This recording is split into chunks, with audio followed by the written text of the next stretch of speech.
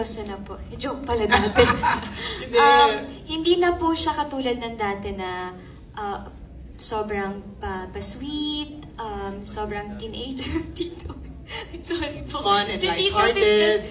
Yes. Dito po talaga mas challenging na yung mga eksena. Right. Pero ako nga po, pag kada uwi ko galing taping, iniisip ko, paano ko siya natatapos? But then, nagkakaroon ako ng realization na yung team po talaga yun. Sila Direk Bijoy, si Direk FM. Kahit po madalas po, nabubuli po talaga ako sa set. Talaga?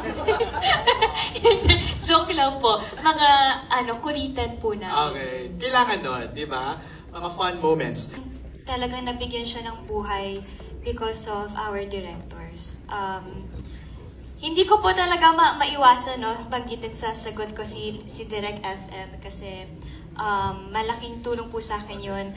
Sa totoo lang po, sabi ko nga po kanina kay Tita Rod, natatakot talaga akong gampanan si Arisa kasi sobrang iba niya sa mga characters na nagampanan namin ni Seth before. Yung last serye po namin, 30 Linen pa, natatay ko rin po si General.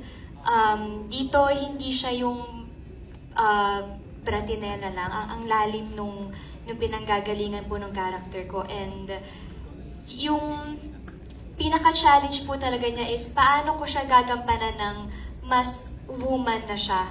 Nang hindi bata yung mindset niya, hindi yung padalos-dalos sa mga desisyon. Although magkakamali din naman po yung character ko dito, pero in a way na isosolve niya yung problema niya in a mature way. Kasi iba rin yung nuances and vulnerabilities ng isang teen to a young adult. No? So talagang uhugutin mo ngayon. How old are you na ba now?